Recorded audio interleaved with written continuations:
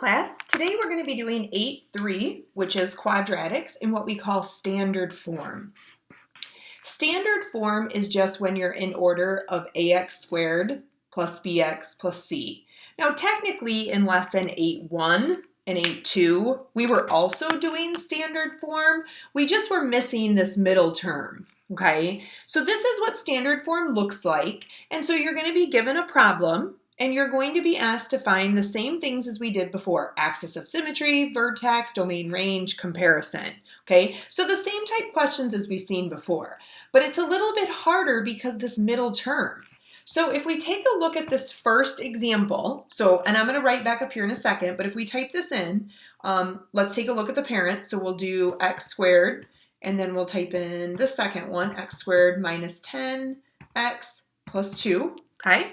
Let's take a look at the graph. Here comes our parent first. And now here comes our second one. Wait a minute. I saw part of it, and then it's way down here, and then now it's coming back up. So let me just quick do a zoom out. Let's see if we can get a better picture of this. It's going to take it a second. There's our parent. Let's see if we can see the other one. Here it comes. It's going to start up high, and it's going to take a turn. So do you notice how it got shifted? But it's like, where? Where is this point? So instead of trying to guess and check, and instead of trying to find it in a calculator, because some of you may not even have a graphing calculator, I'm going to show you a little nice shortcut or a formula. So when you're in standard form, to get the axis of symmetry, you're going to use opposite b over 2a. So we're going to pull the values out of this formula. So we're going to use opposite the middle, b, over 2 times a. And what that's going to give us is it's going to give us the x coordinate of our vertex. So we're going to get this x number. And then from the x number, I'll show you how to get the y, okay? So let's use some numbers here so we can actually see it. So this is my A, which technically would be a 1. There's nothing there. This is my B, and this is my C. Now, we don't need the C for this part, but we will later. So the C is important. It's just not right now. So let's do opposite B. So opposite of a negative 10 would be a positive 10 over 2 times A. So I have 10 divided by 2, which is 5.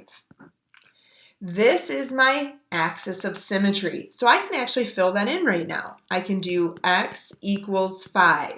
So if I were to do a graph at 5, I already know this is going to split my graph in half.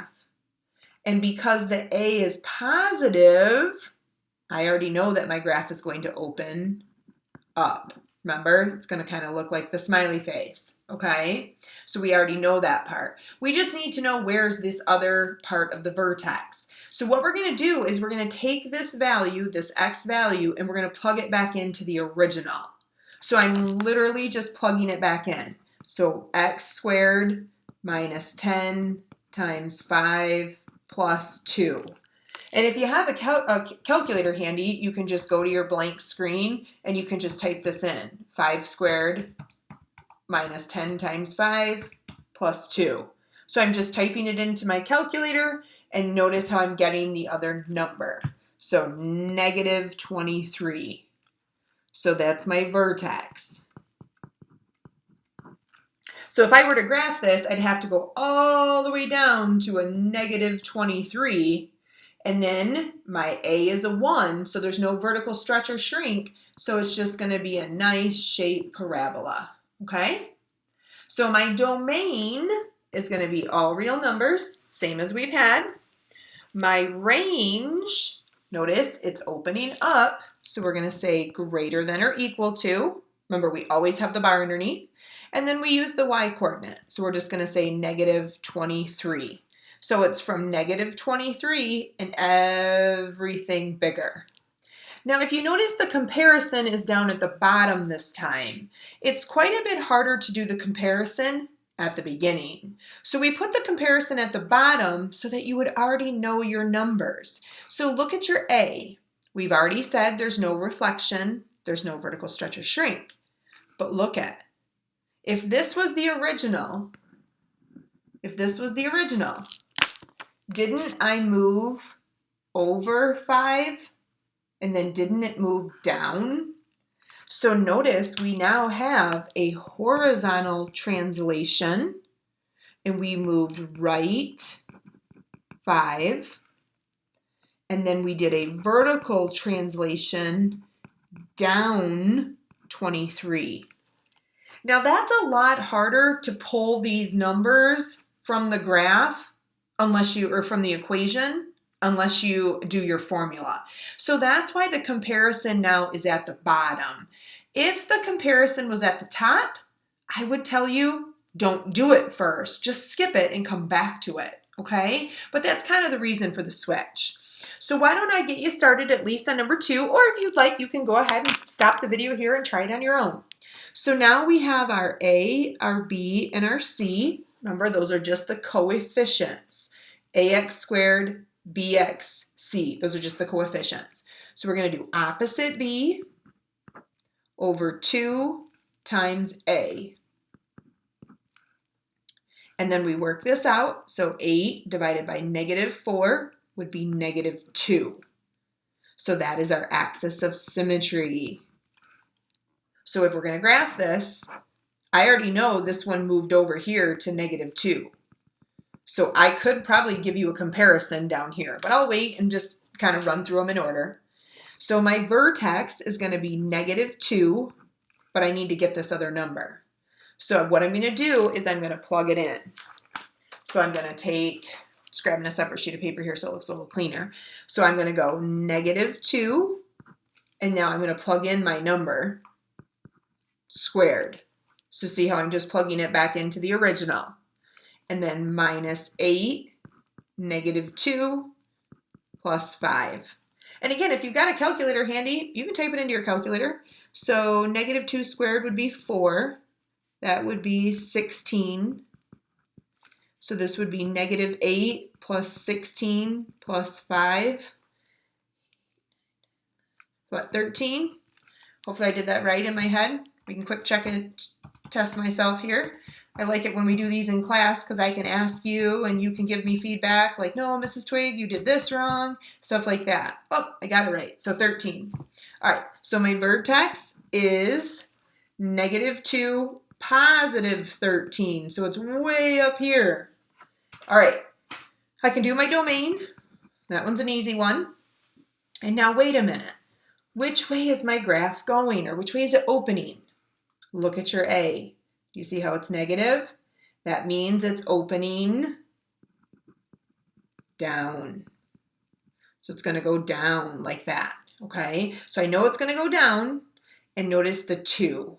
The 2 is going to make it a little bit narrower. Now remember, I'm not going to put a protractor on this to see how narrow it is or if it's not narrow enough, but just kind of give yourself a rough idea. All right, so then because it's going down, we're going to use a less than or equal to, and then it starts at 13 and gets smaller.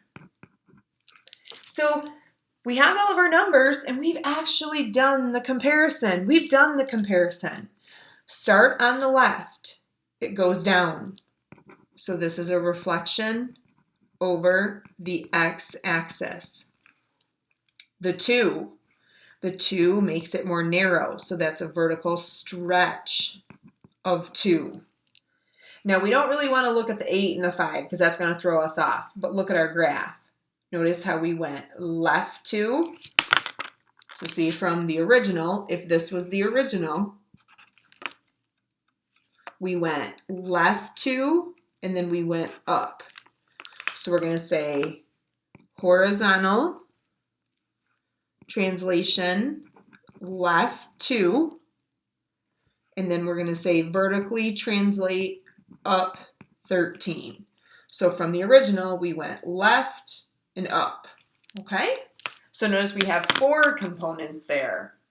So definitely pause the video if you didn't do it on 2 and try number 3 on your own. Okay, hopefully you tried it. I hope it didn't confuse you that there is no C. Do you see how there's no C? It's like plus 0. That doesn't affect your formula. Your formula does not have a C in it. So that's okay.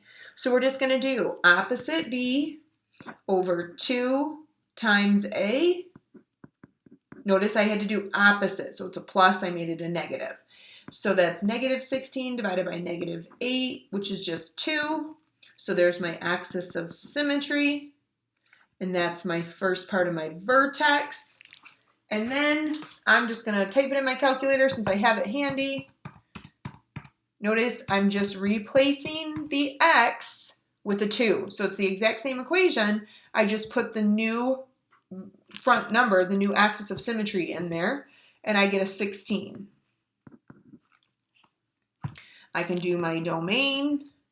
And even without graphing this negative right here should tell you which way does it open. So it opens down. And because it opens down, we know it's less than. So then we put the number 16.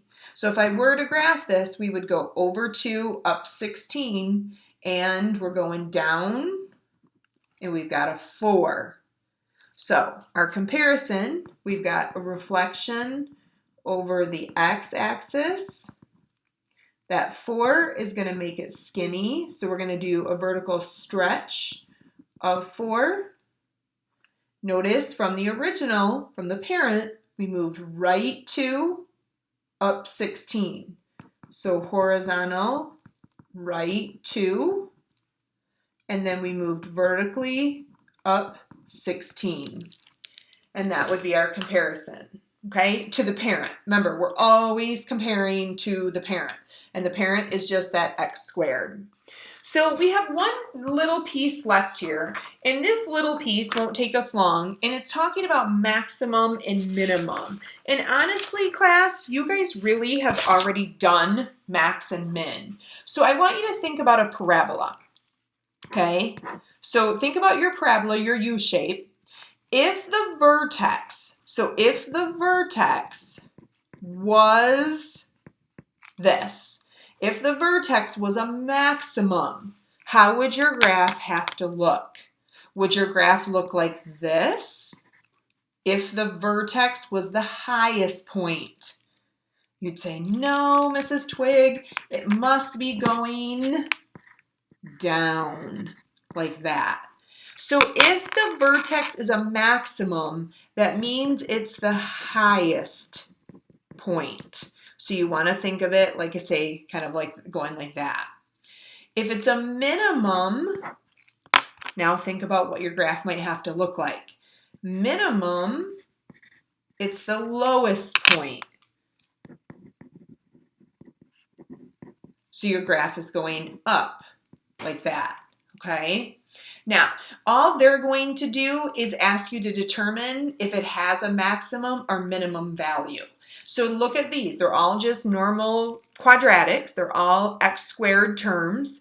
All you have to do is look at the positive or negative. So if you look in front of the x squared term, do you see how it's a minus sign?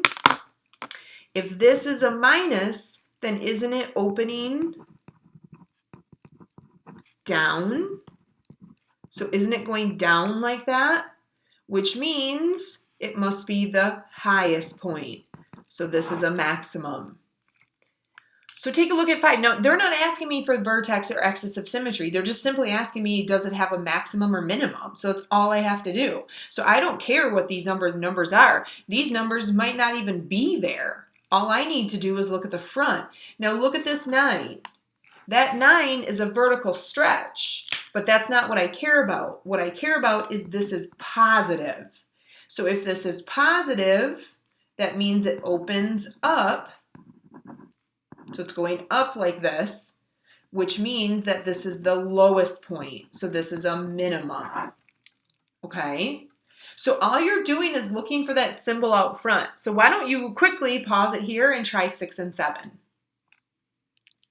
All right, 6. 6 is positive 7.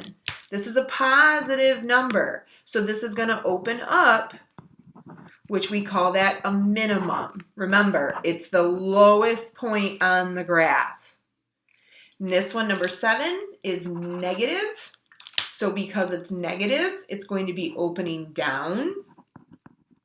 And so it's the highest point. So this is a maximum, okay?